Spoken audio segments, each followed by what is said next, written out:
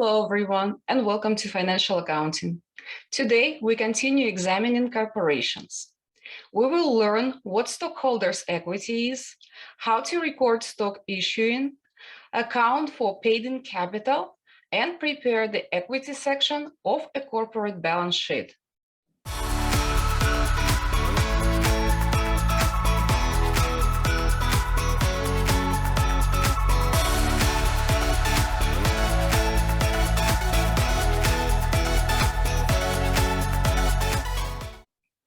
Stockholders' equity is the amount of assets remaining in a business after settling all liabilities. Stockholders' equity is calculated as the capital given to a business by its stockholders, plus earnings generated by the company's operations, less any dividends. Remember, we studied the accounting equation in earlier videos? Assets are equal liabilities plus owners or stockholders' equity. Based on this equation, we can calculate stockholders' equity as assets minus liabilities. This amount appears in the balance sheet and the statement of stockholders' equity. Let's briefly review the rules of debit and credit. We will need them later today when we discuss general journal entries to record issuing stock. Assets are increased by debit and decreased by credit. Liabilities and owner's equity are increased by credit and decreased by debit. If you need to spend more time on the accounting equation or the rules of debit and credit, I'd suggest watching the video, The Accounting Cycle, Capturing Economic Events. I will post the link to this and other helpful videos about the rules of debit and credit in the description box. Now, let's take a closer look at the rules of owners or stockholders' equity. Capital stock is an investment. It increases owners or stockholders' equity. Therefore, it is increased by credit and decreased by debit. Dividends, revenue, and expenses are a part of retained earnings, which is a part of stockholders' equity. Dividends and expenses decrease retained earnings and stockholders' equity, and therefore have the opposite rules. They are increased by debit and decreased by credit. Revenue increase retained earnings and stockholders' equity. Revenue is increased by credit and decreased by debit. Stockholders' equity can be increased in two ways. First, equity is increased by issuing stock to investors, and this is an increase in paid-in capital. Second, equity is increased by the retention of profits earned by the corporation. This is an increase in retained earnings. Before we discuss how stock is issued to investors, let's review a couple of terms related to stock. Authorized shares is the maximum number of shares of stock that can be sold to the public. The number of authorized shares is identified in the corporation's corporate charter issued by the state. Authorized shares can be classified as issued and unissued. Unissued shares are shares of stock that have never been sold to the public, and issued shares are shares of stock that at some point have been sold to the public. Not all shares that have been sold to the public are outstanding. Issued shares can be classified as outstanding shares and treasury shares. Outstanding shares are shares that stockholders currently own.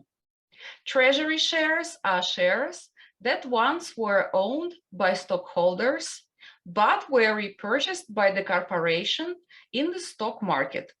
Thus, the corporation is now the owner of the shares. Corporations usually repurchase stock to increase the shares needed in the acquisition of another company, limit the shares available for a hostile takeover, and increase shares for use in employee stock options programs. Treasury stock has no voting or dividend rights. Treasury stock is a contra equity account and is subtracted from the equity section on the balance sheet. We will take a closer look at the treasury stock in a separate video. Par value is an arbitrary amount assigned to each share of stock in the company's charter. Par value is usually a nominal amount. It is not related to market value, which is the selling price of a share of stock. Stock can have a par value, not have a par value, or have a stated value. Let's look at how to account for par value stock. Accounting entries for stated value stock are very similar to accounting for par value stock. All the proceeds are credited to the common stock account when a company has no par stock. When par value stock is sold for cash, the common stock account is credited for the par value of the stock sold. Remember that par value and market value are not related. The difference between the par value of the stock and the market value of the stock is credited to contributed capital in excess of par or paid-in capital. If the amount of par value in the common stock account and the amount in the contributed capital in excess of par were added together, the result would be the market value of the sale of the stock.